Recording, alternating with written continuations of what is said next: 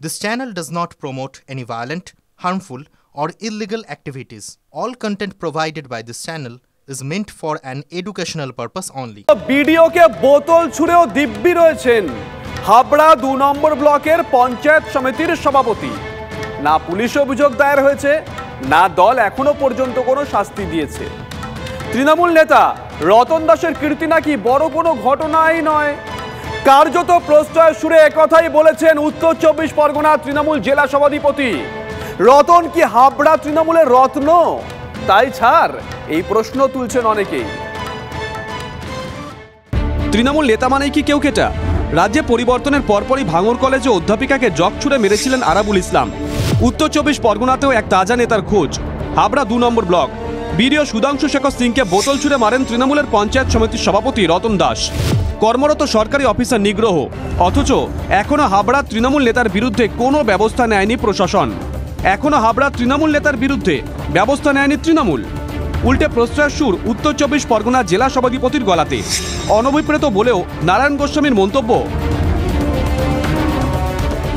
সভাপতি পঞ্চায়েত সমিতি যে ঘটনাটা ঘটিয়েছে সেটা অত্যন্ত অনভিপ্রেত। ঘটনাটা না ঘটলেই ভালো হতো। আমি এই বিষয়টাকে খুব একটা বড় চোখে দেখছি না। থালা ঘটি বাটি এক জায়গায় থাকতে গেলে একটু খুটখাট হয়। সবাই যে সব জেনে বসে আছেন, সব আইন নির্বাচিত প্রতিনিধিরা জেনে বসে আছেন তা নয়। জনপ্রতিনিধি কেন, এই আইন তো প্রত্যেক আমজনতারই জানার কথা।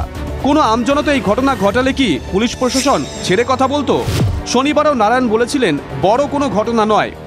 দেখুন, এক পরিবার মাথার উপরে ছাতার নাম মমতা বন্দ্যোপাধ্যায়, থালা ঘটি বাটির খুটখাট হয়, এটা আমরা খুব বড় করে দেখছি না। আর এটা খুব রেয়ার কেস। বাংলায় ৩৪১টা পঞ্চায়েত সমিতি আছে। বিডিওর দিকে অভিযোগের আঙুল তুলেছিলেন বারাসাতের সাংসদ কাকুলি ঘোষ দস্তিদারও। আমাকে জেলা শাসক কিন্তু নিজে বললেন যে বিডিও সম্বন্ধে অনেক অভিযোগ আছে, সুতরাং উনি যখন দেখছেন এটা ওনার কাছ থেকে জানতে হবে। তৃণমূল কি ব্যবস্থা নেবে? নারায়ণ যা বলছেন তা দীর্ঘসূত্রিতা ছাড়া আর কিছুই নয়। কাল পর্যন্ত আমাদের বিধানসভা অধিবেশন চলবে। এরপরে ৬ তারিখে আমার জেলা পরিষদে অনেকগুলো মিটিং আছে। ৭ তারিখই সম্ভবত আমি এলাকায় যাব। বিডিও সভাপতি আরো কর্মাধ্যক্ষদের নিয়ে আমি বসবো। ঠিকই আছে, তাহলে তার বিরুদ্ধে কি ব্যবস্থা নেবেন? আপনি অখিলগিরিকে বলবেন ক্ষমা চাইতে, আর না হলে অখিলগিরিকে বহিষ্কারের কথা বলবেন, আর ওখানে ঘটি বাটির গল্প বলবেন, তাহলে আরেকজন গেলের সাথে নিয়ে ঘুরতে শুরু করবে। নারায়ণ গোস্বামী কি বলেছেন সেটা অন্য কথা, কিন্তু কোনো আধিকারিকের উপরে আমাদের দলের কোনো জনপ্রতিনিধি কোনোভাবে চড়াও হবে বা কোনো রকম বিষোদ্গার করবে বা বিরূপ আচরণ করবে, সেটা দল কখনো সমর্থন করে না। মহিলা ফরেস্ট রেঞ্জারের সঙ্গে দুর্ব্যবহার করে মন্ত্রিত্ব যেতে চলেছে কারামন্ত্রী অখিলগিরির, অথচ বিডিওকে বোতল ছুঁড়েও পঞ্চায়েত সমিতির সভাপতির গায়ে আঁচ লাগবে না। এক যাত্রায় পৃথক ফল হবেই বা কেন? দীপঙ্কর দাসের রিপোর্ট, TV9 বাংলা। যাক, নজর আমাদেরও থাকবে কি হয়। আর এবার একটু রেশন দুর্নীতির খবরের দিকে নজর রাখা যাক। প্রায় ১৪ ঘন্টা জিজ্ঞাসাবাদের পর ইডির জালে ধরা পড়ে দেগঙ্গার ২ ভাই আনিসুর আর আলিফ। এবার তাদের বিরুদ্ধে গরিবের আটা চুরির অভিযোগ। সূত্রের খবর, তাদের মিলে অভিযান চালিয়ে প্রচুর ব্যাংক চালান মিলেছে। সূত্রে একথা বলছে, ইডি মনে করছে এর নেপথ্য নাকি রয়েছে সেই জ্যোতিপ্রিয় মল্লিক।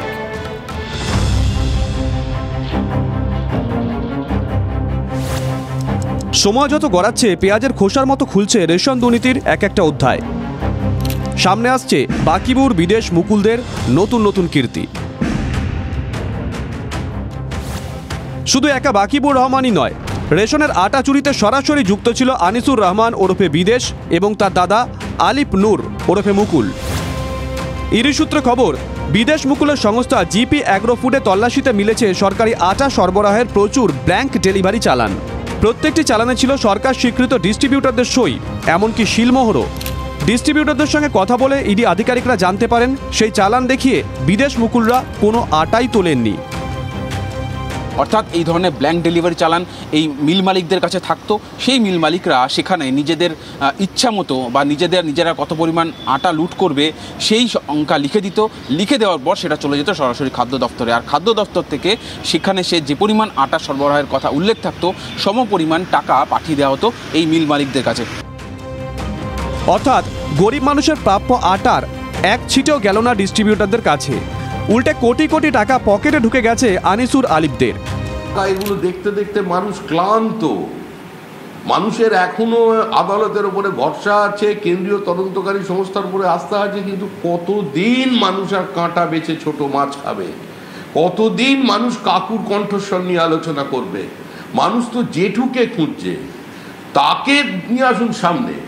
যাদের অনুমোদনে, যাদের অনুপ্রেরণায় এই প্রাতিষ্ঠানিক দুর্নীতিকে এত বছর ধরে টেনে নিয়ে যাওয়া হলো, তারা কবে আসবে? দেখুন, মুকুল বলুন বা বিদেশ বলুন বা বাকিগুর বলুন, এরা সবাই তো বামফ্রন্টের আমলের প্রোডাক্ট। সিপিএমের আমলে এদের জন্ম, এদের দুর্নীতিতে হাতে খড়ি হয়েছিল। বরঞ্চ আপনি বলতে পারেন তৃণমূল কংগ্রেস রাজধর্ম পালন করে বলে তৃণমূলের সাথে যোগসাজশ থাকা সত্ত্বেও এদের বিরুদ্ধে কোনো অভিযোগ, সাবস্টেন্সিয়াল এভিডেন্স থাকলে দল এবং প্রশাসন এদের বিরুদ্ধে ব্যবস্থা নেয়। কিন্তু পাশাপাশি এই তদন্তকারী সংস্থার নিরপেক্ষতা, সততা এবং কম্পিটেন্স নিয়ে দেশের প্রত্যেকটা মানুষের মনে প্রশ্ন আছে। আমরা চাই নিরপেক্ষ তদন্ত হোক, দ্রুততার সাথে তদন্ত শেষ হোক, দোষীরা চিহ্নিত হোক এবং শাস্তি পাক। ইডি সূত্রে খবর, আটা চুরির গোটা চক্রটা চালাতে সাহায্য করেছেন প্রাক্তন খাদ্যমন্ত্রী জ্যোতিপ্রিয় মল্লিক। কারণ তার কাছে বারবার এই ধরনের তথ্য যাওয়ার পরেও কোনো পদক্ষেপ করেননি তিনি। ইডির অনুমান, বিদেশ মুকুলদের মতন আরও অনেক মিল মালিক রাজ্যে ছড়িয়ে আছেন, যারা এইভাবে ব্যাংক চালানের মাধ্যমে আটা চুরি করেছেন। ইডি ইতিমধ্যেই জানিয়েছে যে 10,000 কোটি টাকার বেশি এইভাবে রেশনের খাদ্য সামগ্রী চুরি করে লুট করা হয়েছে। কিন্তু সেই টাকা কোথায় গেল সেটাই এখন তদন্তকারীরা খুঁজছেন, এবং সেই সূত্রেই এই মুকুল এবং বিদেশকে গ্রেফতার করা হয়েছে। তাদের সামনে এই সমস্ত নথি রেখে জেরা করে তদন্তের একেবারে শিখরে পৌঁছতে চাইছেন এনফোর্সমেন্ট ডিরেক্টরেটের অফিসাররা। ক্যামেরা দেবব্রতের সঙ্গে সুজয়, TV9 বাংলা, কলকাতা। আরও একটা গুরুত্বপূর্ণ খবরের দিকে নজর রাখতে হচ্ছে। সংক্রমণের নাম গণপিটুনি, যার ছোঁয়াচ বেড়েই চলেছে। কথায় কথায় মারধর বেড়েই চলেছে, আইন নিজের হাতে তুলে নেওয়ার প্রবণতা। শোরগোল ফেলা আরও একটা ভাইরাল ভিডিও, আবারও কোচবিহার।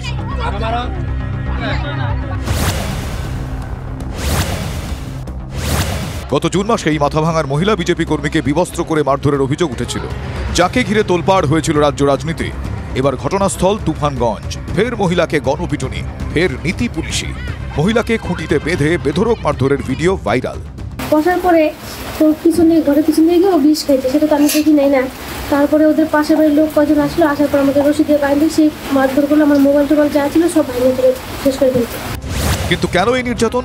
স্থানীয় সূত্রে খবর, মহিলাকে বিয়ের প্রতিশ্রুতি দিয়ে সহবাসের অভিযোগ ওঠে এক যুবকের বিরুদ্ধে। বিয়ে করতে অস্বীকার করায় 2 শিশু সন্তানকে সঙ্গে নিয়ে যুবকের বাড়ির সামনে ধর্নায় বসেছিলেন মহিলা।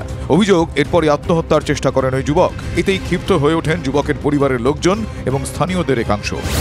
এরপরই ওই মহিলাকে বিদ্যুতের খুঁটিতে বেঁধে বেধড়ক মারধর শুরু হয়। পরে 2 শিশু সন্তানের কাতর আর্জি শুনে বাঁধন খুলে দেন পথচারীরা। বক্সিরহাট থানায় লিখিত অভিযোগ দায়ের করেন নির্যাতিত মহিলা। বাংলার মুখ্যমন্ত্রী মমতা বন্দ্যোপাধ্যায় নিজে প্রকাশ্যে বলেছেন, এই ধরনের কাজ আমরা দলগত বা প্রশাসনিকভাবে সমর্থন করি না। যারা আইন হাতে তুলে নেয়, আইন তাদের বিরুদ্ধে যথাযথ পদক্ষেপ গ্রহণ করবে, প্রশাসন তাদের বিরুদ্ধে যথাযথ পদক্ষেপ গ্রহণ করবে, এ নিয়ে কোনো দ্বিমত নেই। চোপড়া আড়িয়াদহ থেকে মাথাভাঙা, সামনে আসছে জেসিবি জয়ন্তদের প্রতাপ। এ রাজ্যে নির্যাতন, গণপিটুনির ঘটনা ঘটেই চলেছে। রেহাই পাচ্ছেন না মহিলারাও। গণপিটুনি রুখতে কড়া আইন আনা হয়েছে, তারপরেও রাশ টানা যাচ্ছে কই। আইন হাতে তুলে নেওয়ার প্রবণতা বেড়েই চলেছে, যা কিন্তু বেশ উদ্বেগজনক। কোচবিহার থেকে সুমন কল্যাণ ভদ্রর রিপোর্ট, TV9 বাংলা।